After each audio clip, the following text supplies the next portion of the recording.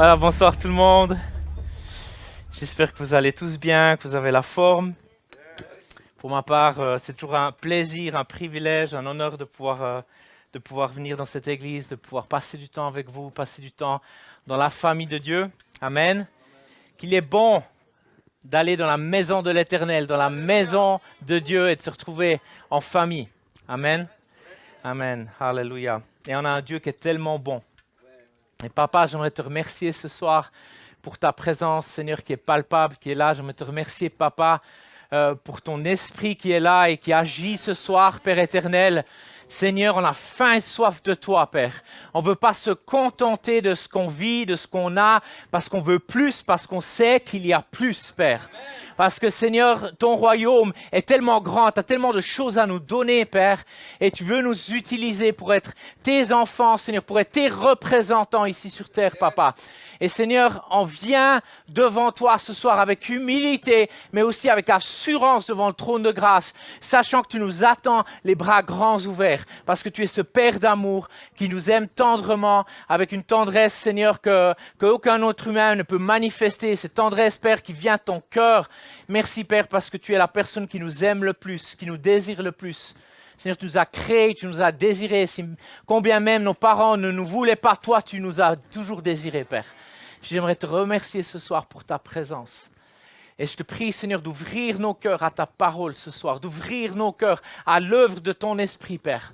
Seigneur, on veut être prêt à avoir des cœurs malléables. Seigneur, viens nous transformer, Père.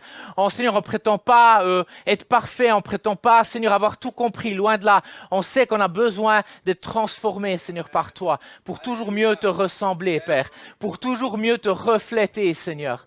Dans le nom de Jésus, Seigneur, viens. Empare-toi de nos vies, empare-toi de nos cœurs, empare-toi de cette église, empare-toi de cette ville, Père. Que cette ville sache que Jésus est vivant, que cette ville sache qu'il y a un Dieu qui les aime, un Père qui les aime, un Père qui les cherche, un Père qui a envie de les adopter dans sa famille, Seigneur. Alléluia, dans le nom de Jésus. Amen, alléluia. J'espère que vous êtes dans la joie ce soir. Amen, gloire à Dieu. Le message ce soir que Dieu a placé sur mon cœur, le titre de mon message, c'est « Dieu, mon papa ». Et vous savez, ma vie, elle a été complètement révolutionnée quand j'ai compris, quand j'ai saisi, quand j'ai pas seulement compris et saisi, mais quand j'ai expérimenté Dieu en tant que Père. Et vous savez qu'il y a plein de choses qu'on peut savoir avec nos têtes, mais on ne les expérimente pas forcément avec nos cœurs. Moi, je dis toujours un des trajets les plus longs, puis d'ailleurs, c'est un des titres de message que je suis en préparation, c'est « de la tête au cœur ». Et il y a juste quelques centimètres qui séparent nos têtes de nos cœurs. Et parfois, il y a des choses qu'on sait ici dedans, mais qui ont de la peine à prendre racine ici. Et c'est tellement important de savoir que Dieu est notre Père, qu'il est notre Papa, mais aussi de l'expérimenter, d'avoir cette relation vivante avec Dieu en tant que Père. On est ses fils, on est ses filles. Amen. Et Dieu nous aime tellement. Et moi, quand j'ai compris ça, quand Dieu a commencé à transformer ma vie avec cette révélation, cette compréhension et cette expérimentation qu'il est mon papa, alors tout a changé. Je veux dire, un enfant, il ne se gêne pas d'aller ouvrir le frigo, il se sert, il dit les choses à ses parents s'il a besoin de quelque chose. Et Dieu, en fait, il s'attend à la même chose, qu'on soit comme des petits-enfants devant lui. Et qu'on ait cette relation de cœur à cœur, de proximité avec notre papa. Et il y a aussi une chose que j'ai comprise qui m'a complètement bouleversé, c'est que, en fait, on voit Dieu de la manière, au travers du filtre de nos pères terrestres. Si vous y réfléchissez, vous allez voir à quel point c'est impressionnant. Moi, j'ai eu toute une phase de ma vie où j'ai en fait vu Dieu comme un père un peu distant, émotionnellement distant, et un père pas très impliqué dans ma vie, qui n'était pas tellement intéressé à ce que je vivais. Et en fait, moi, j'ai eu un bon père terrestre, mais un père qui travaillait beaucoup, un père qui était justement un peu distant, un père qui, c'était un petit peu challengeant pour lui de montrer ses émotions, ses sentiments envers moi. Et au fil des années, j'ai pu discerner sa manière de me communiquer son amour. Et c'était souvent en me rendant des services, en m'aidant. C'était sa manière de me dire « je t'aime ». Et c'est pour ça que pendant de nombreuses années, même que j'ai grandi dans une famille chrétienne, que j'ai grandi une grande partie de ma vie dans la foi, je voyais toujours Dieu comme un Dieu distant, comme un Dieu un peu pas tellement proche. Et je connais des gens qui ont eu un père violent physiquement ou verbalement, et en fait, c'est des gens qui ont peur de Dieu. Jusqu'à ce que Dieu nous guérisse et nous restaure et en fait nous montre qu'il n'est pas comme ça. Que certainement la plupart de nos pères font du mieux qu'ils peuvent. Je suis moi-même maintenant papa d'une petite fille de 16 mois. Mon épouse attend 2 bébés, on attend des jumeaux. Gloire à Dieu, on est très reconnaissants. Donc on passe d'une famille de 3 à 5.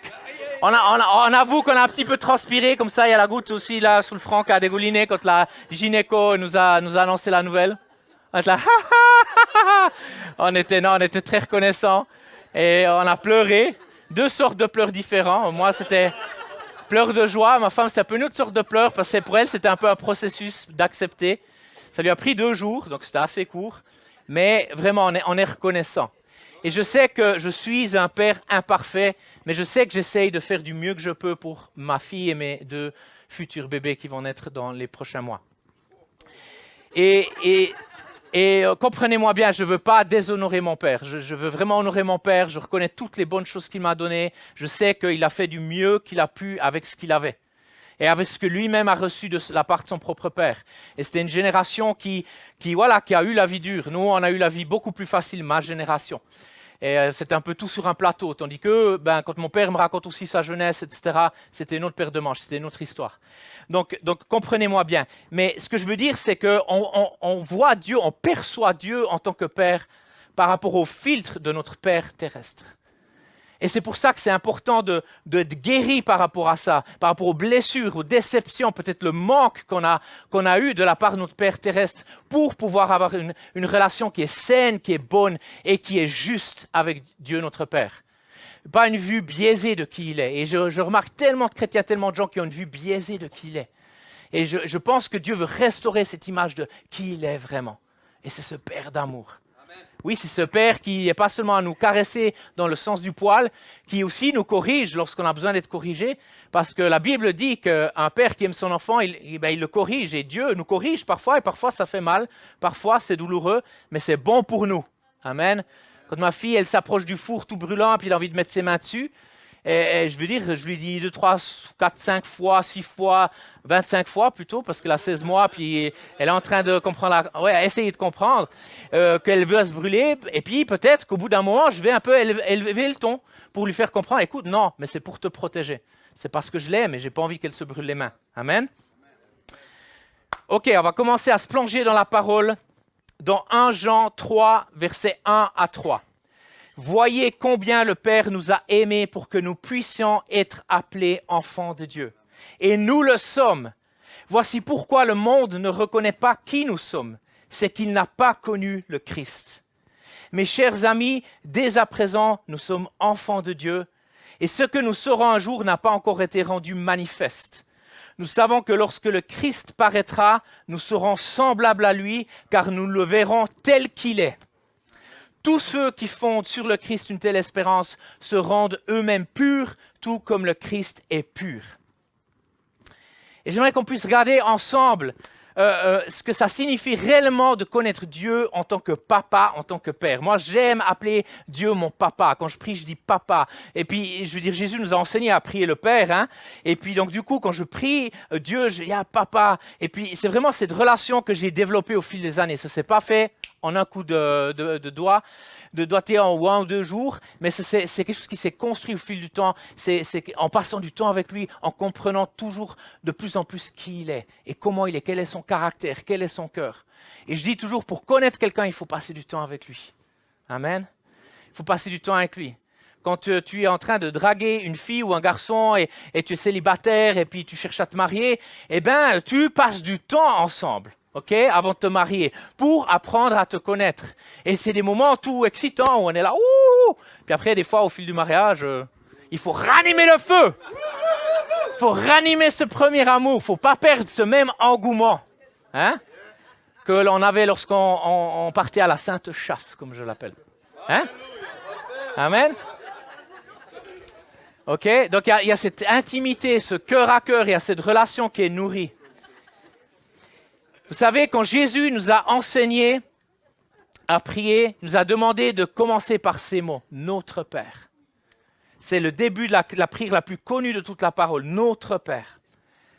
Grâce à l'enseignement de Jésus, on sait tous de quelle façon nous exprimer envers Dieu. Et c'est la bonne façon que Jésus nous a montré. Mais il faut qu'on se pose une question, les amis, ce soir. Est-ce qu'on l'a tous expérimenté? Comme j'ai dit avant, on le sait ici pour beaucoup d'entre nous, mais est-ce qu'on l'expérimente de manière tangible, de manière réelle, de voir Dieu, de percevoir Dieu et de connaître Dieu en tant que Père? Ou est-ce que cette expression « Notre Père », c'est juste une suite religieuse, c'est juste une manière religieuse de s'adresser à Dieu parce qu'on l'a appris comme ça lors de cultes ou lors d'enterrement ou de mariage ou peu importe, hein, dans une église. Mais est-ce que je connais vraiment Dieu en tant que Père? C'est vraiment la question que j'aimerais vous poser ce soir et j'aimerais que vous soyez honnête, franc avec vous-même et que vous répondiez à cette question. Est-ce que je connais Dieu en tant que Père, comme mon Père? La réalité de notre expérience de Dieu en tant que Père, elle est absolument essentielle pour nous. Et puis, j'aimerais commencer en fait par un passage qui est familier pour la plupart des chrétiens. C'est dans Jean 14 au verset 6. Il y a Jésus qui dit ces paroles. « Je suis le chemin, la vérité et la vie. Nul ne vient au Père que par moi. » Et il y a deux éléments dans cette affirmation que Jésus l'a faite. Un, c'est qu'il y a le chemin et la destination. Quel est le chemin? Eh bien, c'est clairement Jésus, on le sait, qui est le chemin. Et quelle est la destination? Et c'est souvent là que les chrétiens se plantent. La destination, c'est le Père. C'est notre Papa céleste. Nul ne vient au Père que par moi. Le Père est la destination, Jésus en est le chemin. Et je suis conscient que beaucoup de chrétiens sont en chemin. OK? Mais ils ne sont jamais vraiment arrivés à leur destination. C'est-à-dire à cette compréhension et expérimentation que Dieu est leur Père. Ils n'ont jamais connu personnellement Dieu en tant que papa, en tant que Père. Alors ils continuent à être en chemin, ils mènent des bonnes vies droites, de bons chrétiens, ils reçoivent de bonnes bénédictions, mais ils sont passés à côté de la raison pour laquelle Jésus est venu. Il est venu lui-même pour nous amener au Père.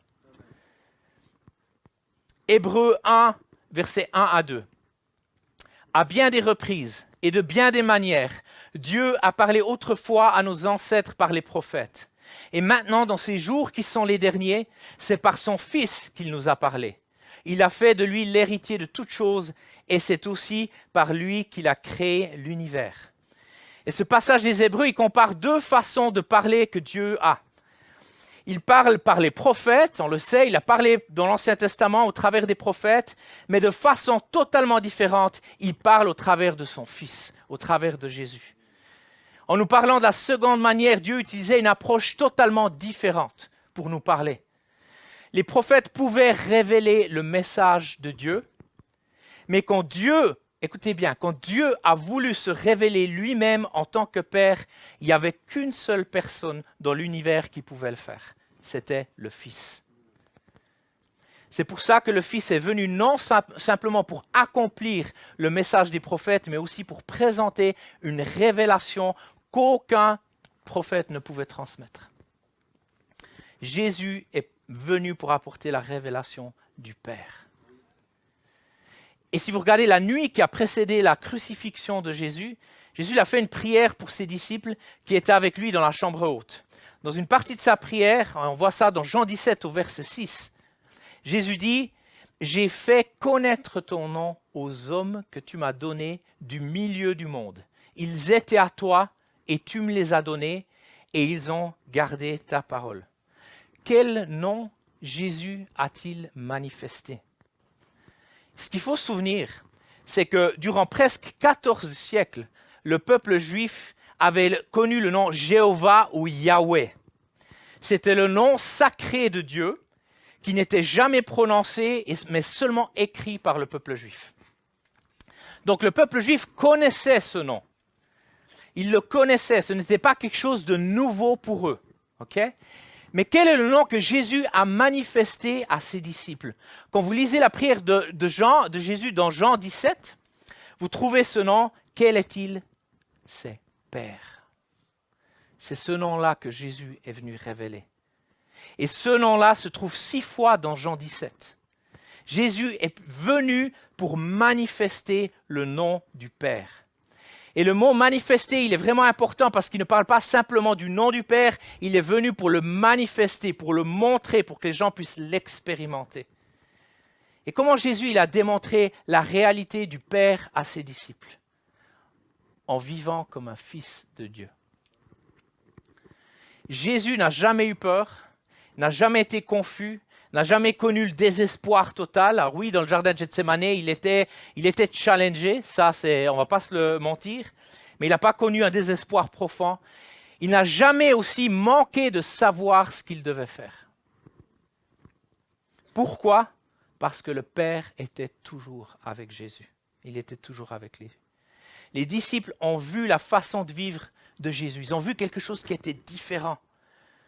Ils connaissaient bien les prophètes, ils connaissaient Moïse, ils connaissaient les hommes qui avaient fait des signes et des prodiges et dit des paroles puissantes. Ils connaissaient ces choses. Mais voici un homme qui vivait en sachant qu'il avait un Père dans le ciel. Jésus, à travers toute sa vie, du début à la fin, il a manifesté le nom du Père. Vous verrez, c'est vraiment impressionnant quand on relit les évangiles et puis on se concentre sur cet aspect-là. Comment Jésus s'adresse au Père, qu'est-ce qu'il dit à propos du Père, etc. C'est ultra intéressant. C'est pour ça qu'il est venu, c'est son but. Il est venu pour révéler le Père. C'est pour ça que Dieu l'a envoyé parce que c'est pour ça que Dieu l'a envoyé parce que seul un Fils pouvait révéler le Père. C'est important de comprendre ça. Les prophètes pouvaient parler de Dieu, enseigner sur Dieu, mais ils ne pouvaient pas le révéler. Seul le Fils pouvait révéler le Père. Et c'est encore valable aujourd'hui. Encore aujourd'hui, je ne peux pas te donner ma révélation de qui est Dieu en tant que Père et te la transmettre. Ce n'est que Jésus le Fils qui peut te révéler le Père. C'est uniquement lui. Dans Matthieu 11, 27, Jésus dit ceci à propos de sa relation avec le Père. « Mon Père m'a tout donné, et personne ne connaît le Fils si ce n'est le Père. Personne non plus ne connaît le Père si ce n'est le Fils, et celui à qui le Fils veut le révéler. » Donc on le voit très précisément, la parole de Dieu est très claire, il n'y a pas besoin de faire des longues explications. Okay? Il n'y a pas besoin de faire de longs détours. Donc Jésus est le chemin, le Père est la destination. Si tu veux connaître Dieu en tant que Père, tu dois venir à Jésus. Et Jésus veut et va te le révéler. Alléluia. Aucun prédicateur, aucun pasteur, aucun ministère ne peut te révéler Dieu en tant que Père. C'est Jésus qui peut le faire. Alléluia. Ce n'est uniquement par la révélation du Fils, il n'y a pas d'autre moyen. Et j'aimerais parler maintenant de 4 conséquences, de 4 bénédictions principales qu'on peut bénéficier en fait au travers de la connaissance de Dieu en tant que Père. C'est des choses simples, mais qui, moi aussi, vont vraiment transformer ma vie et j'aimerais vous les partager ce soir. La première, c'est l'identité personnelle. Quand vous connaissez le Père, vous savez qui vous êtes vous-même réellement. En fait, quand tu apprends à connaître Dieu, tu apprends à te connaître toi-même. Parce que quand tu passes du temps avec Dieu, Dieu te révèle qui tu es, ce qu'il a mis à l'intérieur de toi, ton appel, tes dons, et Dieu te parle. Et Dieu t'affirme, comme il a affirmé Jésus son Fils. Il a dit, voici mon Fils bien-aimé, en qui j'ai mis toute mon affection. Et c'est comme ça que Dieu le Père nous voit, et Dieu veut nous parler. Dieu veut affirmer notre identité en tant que fils, en tant que fille, en tant qu'enfant de Dieu. Amen. À travers la Bible, si vous regardez, chaque personne est identifiée par rapport à son Père. Et il y a un truc qui est super ennuyeux à lire souvent dans la Bible, on ne va pas se mentir, c'est les généalogies. Hein? Un tel était le père d'un tel, qui fut le père d'un tel, qui a engendré un tel. Hein? Mais il y a une raison à ce récit. Pourquoi? L'élément qui donne à une personne son identité, c'est avoir un Père et le connaître. Si vous désirez connaître votre véritable identité, vous le pouvez. Vous découvrirez votre identité en venant à connaître Dieu en tant que Père. Et je sais que je me répète un peu, mais c'est important que ça puisse vraiment prendre racine dans nos cœurs. Et comme je l'ai dit, qu'on ne puisse pas juste le comprendre avec nos têtes, mais qu'on puisse commencer à l'expérimenter avec nos vies et avec nos cœurs. La deuxième bénédiction que ça amène de connaître Dieu en tant que Père, c'est de savoir qu'on a une maison au ciel. C'est de savoir que notre vraie maison, elle est là-haut. Notre vraie famille, elle est là. Et elle est là-haut aussi avec Dieu. Quand on connaît Dieu en tant que Père, on sait que notre véritable maison, elle est au ciel. Le ciel, c'est notre destination. La terre, c'est juste un passage. C'est juste. La Bible dit qu'on est comme une vapeur, on n'est rien en fait. On est là, hop, et puis tout d'un coup, on disparaît. Comme la fleur des champs qui, hop, est toute belle, elle est coupée, elle est mise au feu. Donc notre vie, elle est brève ici sur terre. Mais ici sur terre, on peut prendre le choix qui va déterminer notre éternité. Amen. On peut devenir enfant de Dieu. Et on peut vivre avec lui pour toujours. Alléluia. Ça va juste être magnifique. Je me réjouis tellement. J'aime la vie sur terre. Je ne vais pas vous le montrer, vous mentir, pardon. Je veux dire, il y a vraiment tellement de bénédictions. Et c'est juste magnifique aussi de pouvoir être un outil dans les mains de Dieu. Mais je crois que ça va être incomparable avec ce qu'il y aura au ciel. Plus de larmes, plus de peur, plus de souffrance, plus de maladies, plus toutes ces choses qui sont challengeantes dans nos vies. Vous avez une maison, mes amis. Il n'y a personne qui est errant. Il n'y a personne qui est un vagabond parce que tu as une maison au ciel. Et peut-être tu as été adopté ou peut-être tu ne connais pas ton papa, peut-être tu ne connais pas ta maman. Peu importe, sache que tu as un père dans le ciel. Un père qui t'aime, un père qui te désire. Peut-être ta mère t'a dit tu es une erreur, peut-être ton père dit je ne t'aurais jamais voulu, j'aurais voulu un garçon au lieu d'une fille. Peu importe, sache que tu as un père qui t'aime. Et lui, il est fan de toi. Lui, il a des yeux comme ça avec toi, il est fou amoureux de toi, il te cherche passionnément. Et il te cherche jusqu'à ce que tu le trouves. Il va te poursuivre tous les jours de ta vie. J'ai eu des saisons dans ma vie où je m'étais un peu éloigné de Dieu et j'ai vu Dieu, il est venu me chercher, il me poursuivait, il ne voulait pas me lâcher. Ça, c'est à tel point, c'est ce Père qui aime. Et même si tu es un fils prodigue ou une fille prodigue ce soir, tu t'es éloigné, tu as gaspillé du temps, de l'argent, de l'énergie, plein de choses dans ce monde, sache que Dieu est là. Et comme ce père qui a attendu le fils prodigue, il t'attend les bras grands ouverts. Et il va faire la fête lorsque tu reviens dans ses bras. Il est prêt pour toi, il y a une maison qui est là pour toi. Alléluia. La troisième bénédiction, c'est une sécurité totale. Matthieu 10, 29 à 31. Ne vend-on pas 2 moineaux pour une petite pièce? Cependant, pas un ne tombe par terre sans l'accord de votre Père. Même vos cheveux sont tous comptés. N'ayez donc pas peur, vous valez plus que beaucoup de moineaux. C'est une bonne nouvelle, hein? C'est une bonne nouvelle. On vaut beaucoup plus que beaucoup de moineaux. C'est juste magnifique. Dieu prend soin de nous, il nous connaît, il nous aime.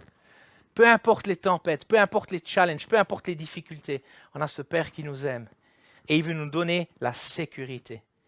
Dieu veut qu'on soit en sécurité dans les bras du Père. Il y a une chose que je raffole, c'est quand ma fille, elle a peur, ou quand ma fille, elle se fait mal, elle court dans mes bras, elle se blottit contre moi et elle se sent en sécurité parce qu'elle sait qu'elle a un papa. Non, c'est pas ça. Elle a un papa qui prend soin d'elle et puis qui la protège. Et en fait, vous savez quoi? Il y a quelque chose qui m'a monstre impacté, qui m'a beaucoup touché, beaucoup impacté. J'ai moi-même compris et reçu une plus grande révélation de l'amour du Père envers moi le jour où je suis devenu un papa.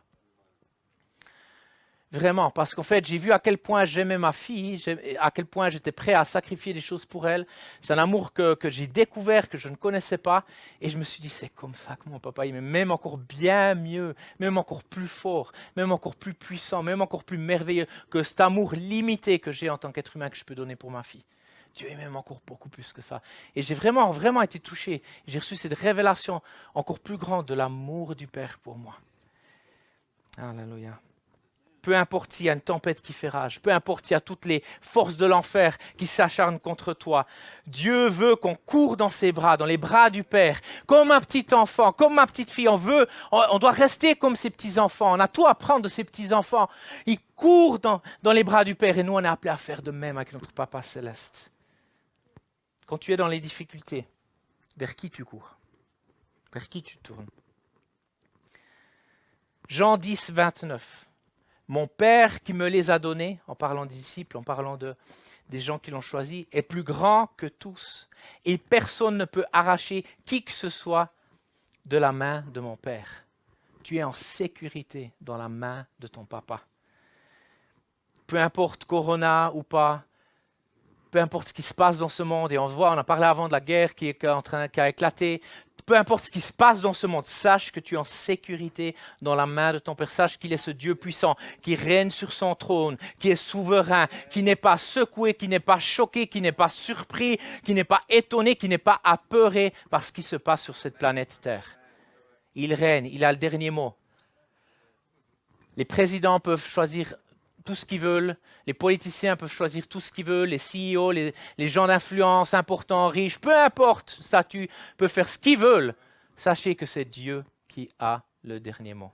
C'est Dieu qui élève et c'est Dieu qui abaisse. Nebuchadnezzar a aussi fait le malin, il pensait qu'il avait tout compris. Et puis, il a brouté de l'herbe exactement pendant 7 ans. Pendant 7 ans, il a vécu comme un animal jusqu'au moment où il s'humilie et il reconnaît la majesté, la grandeur de Dieu, que ce n'est pas lui qui était Dieu, mais qu'il y avait un Dieu qui était au-dessus de tout. Amen. Alléluia. La 4e bénédiction, la 4e chose qu'on peut recevoir quand on expérimente Dieu en tant que Père et quand on reçoit cette révélation, c'est une véritable motivation. Connaître le Père nous donne une motivation pour le servir. Quand tu sais que Dieu est ton Père, tu as envie de le servir. Tu as envie de te mettre à son service. Tu as envie de servir son Église. Tu as envie de servir son corps. Tu as envie de servir les leaders que Dieu a placés au-dessus de toi. De ne pas les voir comme une menace, mais de les voir comme des gens que Dieu a placés pour ta protection et pour ta bénédiction. OK? Jean 4, 34, Jésus leur dit: ma nourriture est de faire la volonté de celui qui m'a envoyé et d'accomplir son œuvre. Jésus, c'était tout à propos du Père, c'était jamais à propos de lui. Si vous regardez, il redirigeait toujours la gloire vers le Père. Il redirigeait toujours l'attention vers le Père. Il redirigeait tout le focus sur le Père. C'était jamais à propos de lui, de lui-même. Jésus a vécu comme ce serviteur. Il n'est pas venu pour se faire servir, il est venu pour servir. Il est venu comme ce serviteur humble. Jean 8, verset 29. « Celui qui m'a envoyé est avec moi, il ne m'a pas laissé seul, parce que je fais toujours ce qui lui est agréable. » Quelle était la motivation de Jésus pour le service? C'était le succès, la popularité, l'argent, la gloire, ou bien est-ce que c'était simplement le fait de plaire à son Père? Il disait, je m'occupe des affaires de mon Père. Tout ce que Jésus voulait faire, c'était de plaire à son papa. C'était sa motivation ultime. Et je crois qu'en tant que chrétien, ça doit être notre motivation à nous et que Dieu veut restaurer ça en nous de toute urgence. Il y a une chose qui m'insupporte des fois un petit peu, c'est que des fois, ça, on est challengé avec ça, c'est qu'il y a cette compétition, il y a cette comparaison, on se compare les uns les autres. Je veux être le ministère le plus connu, je veux être celui qui est invité à toutes les conférences, je veux ci, je veux ça, ou peu importe, hein, même pas, si vous n'êtes pas ministère, ça peut être dans d'autres choses, je veux celui qui roule la plus grosse bagnole, je veux ci, ça. Et il y a cette compétition, il y a cette comparaison, et Dieu veut balayer ça. Parce que devant lui, on est tous tout nus, de toute façon. On est nus, on a besoin de lui, on est tous à la même, peu importe notre couleur de peau, peu importe que tu sois une femme ou un homme, peu importe ton statut social, peu importe, je veux dire ce que tu as étudié, ton CFC ou je veux dire ton doctorat, peu importe. Ton compte en banque fourni, peu importe, ton statut social, ta famille, si ton père n'est connu ou pas, ou peu importe, devant Dieu, on est tous à la même. Okay? Et puis il est temps d'avoir des cœurs humbles, des cœurs où on est là pour se servir les uns les autres. Où on est là, où on ne cherche pas à se mettre en avant, où on n'est pas là à chercher à plaire aux hommes, mais à plaire à Dieu. Je suis sûr qu'il y en a certains d'entre vous ici, vous êtes fatigués d'essayer toujours de plaire aux hommes. Je vous encourage ce soir, arrêtez tout de suite, ça ne sert à rien. Vous n'allez jamais avoir tout le monde qui va vous aimer, ça ne sert à rien.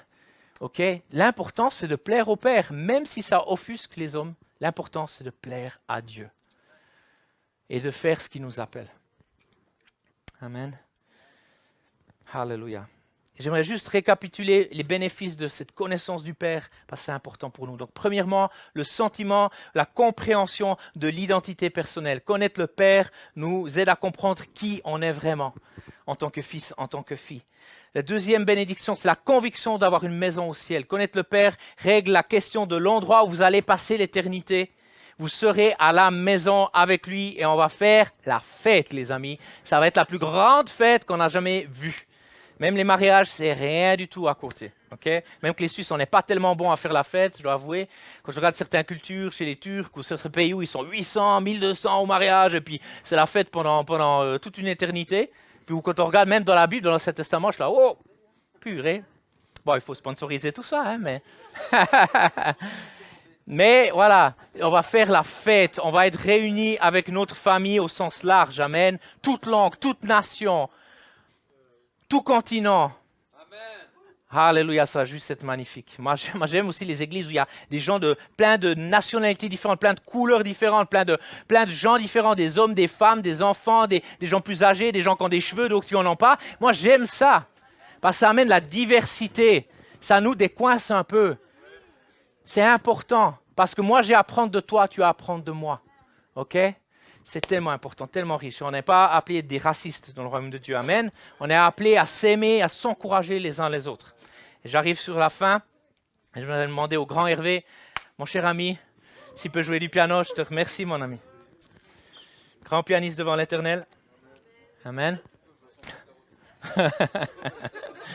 Alléluia.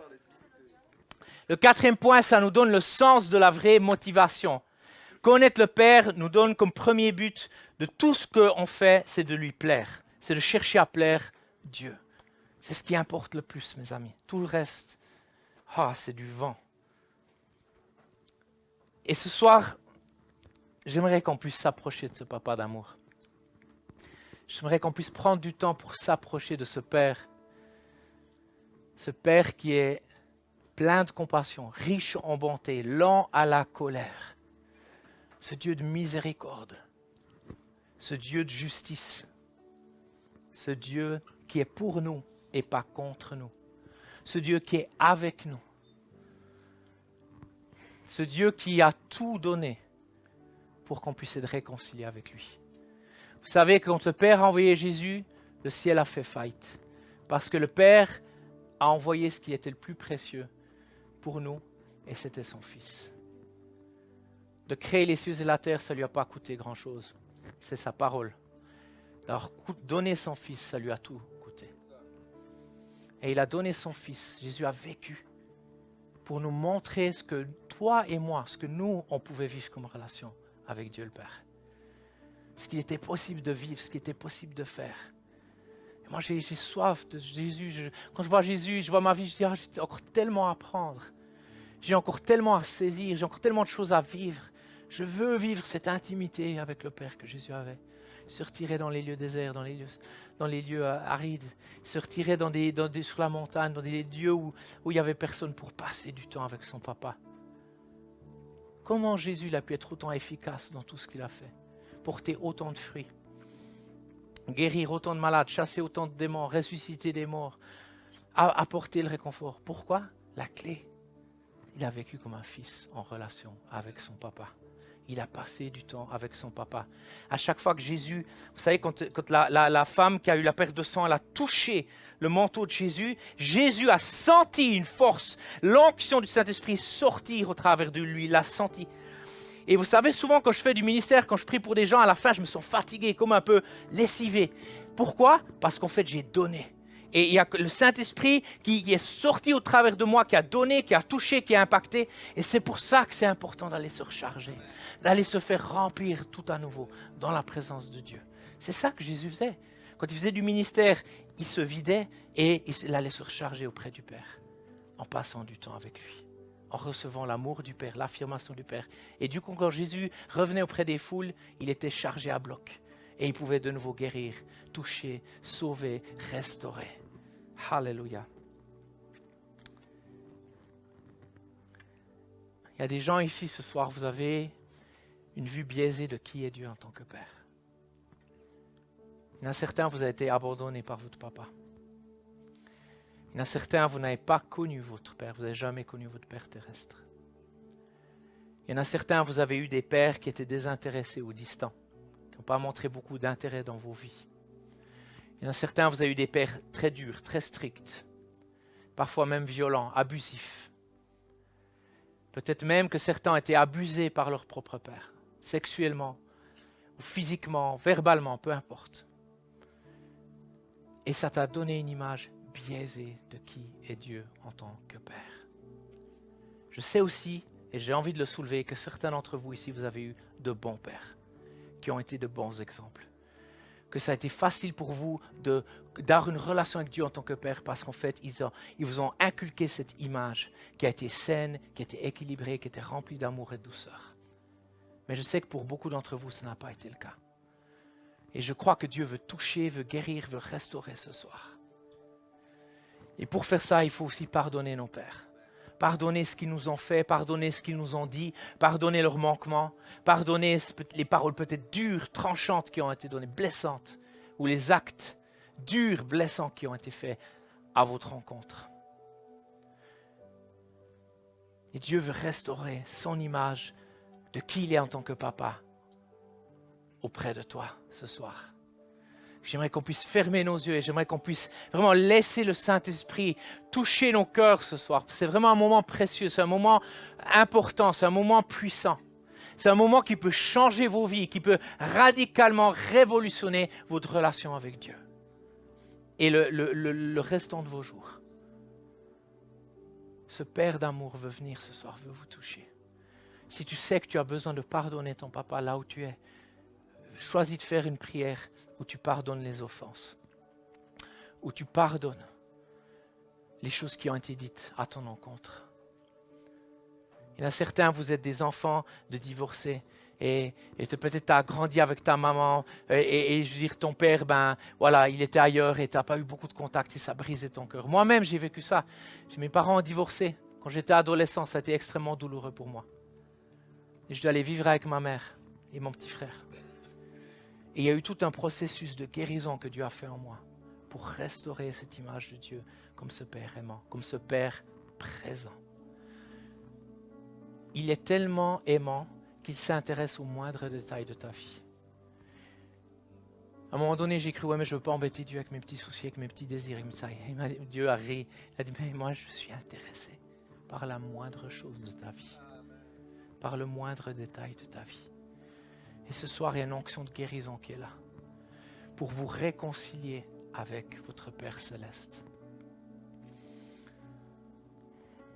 Et si c'est ton cas, si tu as besoin d'une guérison à ce niveau-là, j'aimerais que tu puisses te lever là où tu es. On n'a pas besoin, je ne vais pas vous demander les détails, ça reste entre vous et Dieu. Mais si tu sais que tu as besoin d'avoir cette image de Dieu restaurée, cette révélation de Dieu en tant que Père, mais non seulement la révélation, mais aussi tu dois l'expérimenter. Peut-être tu le sais dans ta tête, mais tu dois l'expérimenter avec ton cœur. Si c'est ton cas, j'aimerais que tu te lèves. J'aimerais remercier les personnes courageuses qui font le pas ce soir.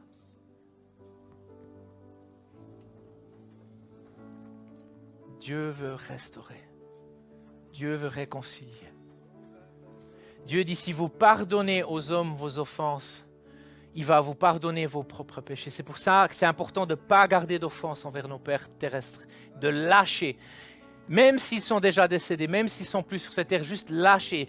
Priez, dites, mais je te pardonne, papa, je te pardonne, énumérez même son prénom, je te pardonne pour ce que tu m'as dit, pour ce que tu m'as fait, pour ce que ça crée en moi, l'image faussée de Dieu et tous les manquements, les frustrations.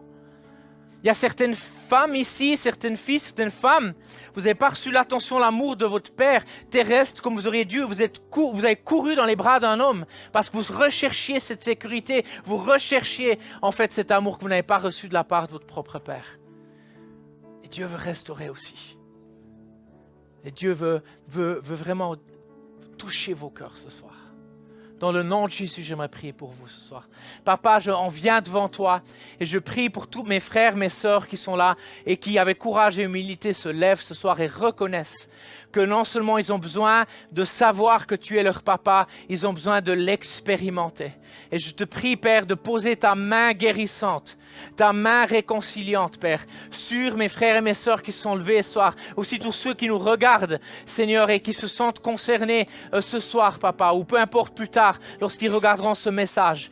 Père, je te prie de les envahir de ton amour, de les envahir de ta présence, Papa, de cet amour paternel, Seigneur, qu'ils puissent recevoir cette paternité qui vient de toi, qu'ils sachent qu'ils sont fils et filles, adoptés, réconciliés avec toi, adoptés dans ta famille, qu'ils sont aimés, qu'ils sont chéris, qu'ils sont précieux.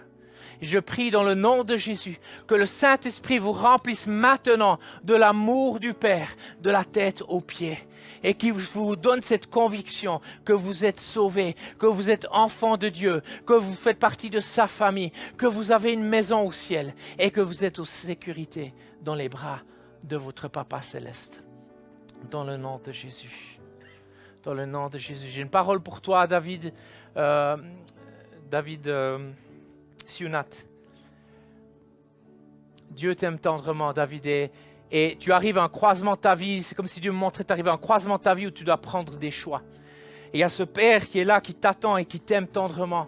Et il sait ce que tu as traversé, il sait ce que tu as vécu, il connaît ton passé. Et Dieu dit, David, choisis-moi. David, cours dans mes bras et sache que j'ai des plans incroyables pour ta vie.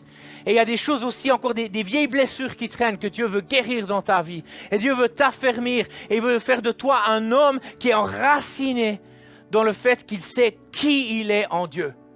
Ton identité n'est pas dans ce monde. Ton identité n'est pas dans ce que le monde peut t'offrir. Ton identité n'est même pas de comment tes amis dans ce monde te voient, comment ils te perçoivent, comment ils t'appellent. Ton identité n'est pas dans la réputation que tu peux gagner dans ce monde. Ton identité, ta satisfaction, ta joie, ta paix, tout ce que tu recherches, mon ami, se trouve dans les bras du Père, dans la présence du Père et dans le fait que Dieu t'aime tendrement. Et Dieu dit, prépare-toi parce qu'il a une aventure folle pour toi. J'ai vraiment l'impression que tu ne vas pas vivre une vie traditionnelle. Dieu, il sait que tu n'es pas intéressé par les choses ennuyantes.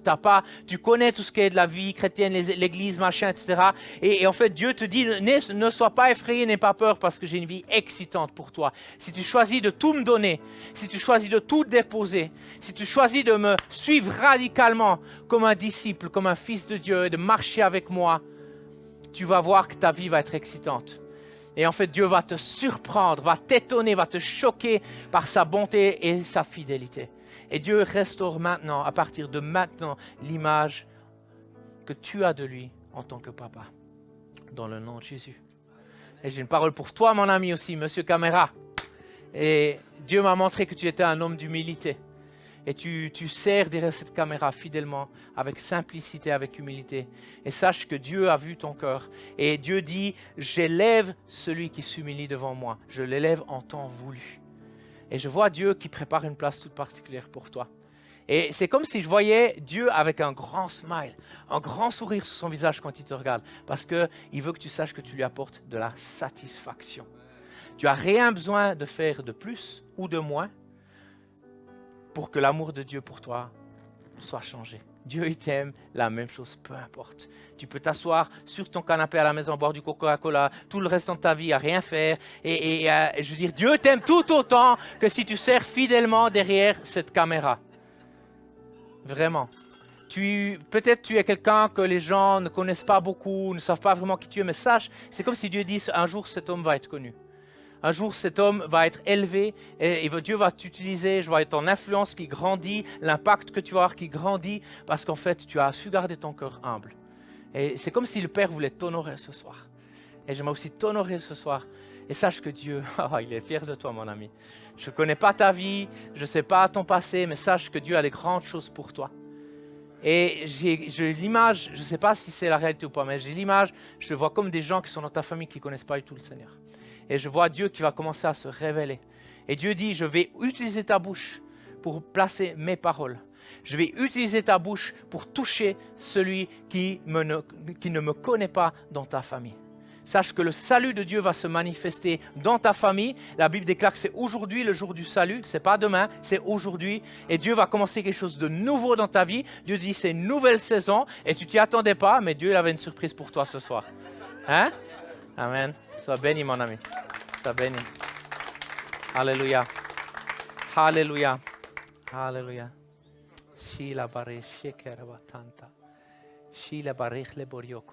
Merci, papa. Merci, papa. J'ai encore une dernière parole que j'aimerais partager, en tout cas pour l'instant. J'ai l'impression qu'il y a une femme ici, tu as été abandonnée par ton mari, et aujourd'hui tu te retrouves seul. Et en fait, tout ce rôle que tu attendais d'un mari, d'un père aussi, il me semble que tu as des enfants, il y a vraiment, ça a été brisé en toi. Ça a été brisé parce qu'en fait, tu as été déçu, ton mariage n'a pas été ce que tu espérais être. Je veux dire, ta vie n'a pas été ce que tu as espéré être. Et il y a vraiment cette image de mari, de père qui a été brisée, de ce que tu attendais de ton partenaire. Et je vois vraiment Dieu apporter un baume de guérison sur ton cœur, un baume de guérison sur ta vie. Et Dieu dit, j'ai pas dit mon dernier mot, c'est pas terminé pour toi, j'ai quelqu'un de nouveau pour toi, je suis en train de préparer, mais avant que ce temps vienne, je te prépare toi aussi, je veux te guérir, je veux te restaurer, je veux restaurer cette image. Il faut que tu pardonnes ton ex-mari ou séparé, je ne sais pas si tu es divorcé ou séparé, il faut que tu pardonnes, il faut que tu lâches prise pour que je puisse te préparer et que je puisse t'amener là où j'ai envie de t'amener. Mais sache que Dieu n'a pas dit son dernier mot et que Dieu va restaurer et va te donner un époux qui va t'honorer, qui va t'aimer. Vous allez être en complémentarité, vous allez marcher ensemble, côte à côte. Quelqu'un en qui tu vas vraiment, en fait, avec qui tu vas t'épanouir. Où tu ne vas pas te sentir en dessous, moins importante. Tu vas respecter ton rôle de femme qui honore son mari, mais tu vas trouver un mari qui va t'aimer, qui va t'honorer aussi. Amen. Je te bénis, qui que tu sois, prends cette parole dans le nom de Jésus et sache que Dieu n'a pas dit son dernier mot. Alléluia. Je te remercie, papa. Je te remercie, papa. J'ai l'impression, j'ai encore envie de partager ça, j'ai l'impression qu'il y a une femme ici, ton papa a été dans le ministère, ton papa a été comme un homme de Dieu, quelqu'un de reconnu, quelqu'un de respecté, je ne sais pas si c'était pasteur ou missionnaire, mais à la maison, ce n'était pas vraiment la plus belle image du papa que tu as eue. Ce n'était pas la même image du dimanche matin ou du dimanche à l'église. Et je sens que Dieu veut restaurer.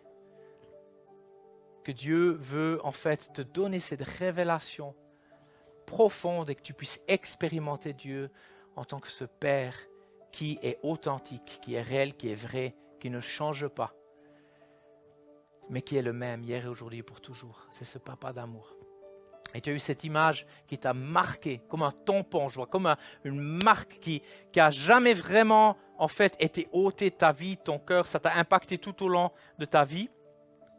Et je vois que Dieu vient maintenant restaurer et dit stop, c'est fini maintenant. Et je viens amener une image qui est bonne de moi, qui est juste de moi. Pas cette image faussée. Et j'aimerais même te demander pardon.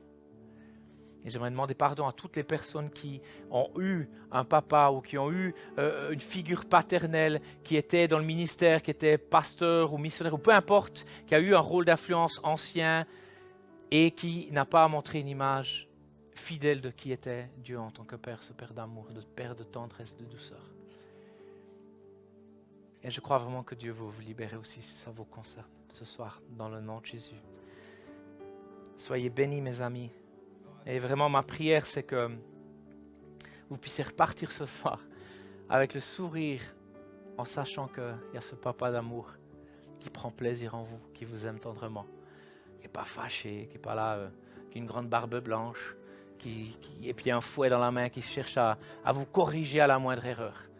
Mais ce Dieu qui est bon, qui est juste, qui nous corrige quand on a besoin, mais qui nous aime et qui nous dirige, qui parfois nous amène un peu, qui nous humilie pour qu'on puisse mieux aller de l'avant. Amen. Amen. Soyez bénis, les amis.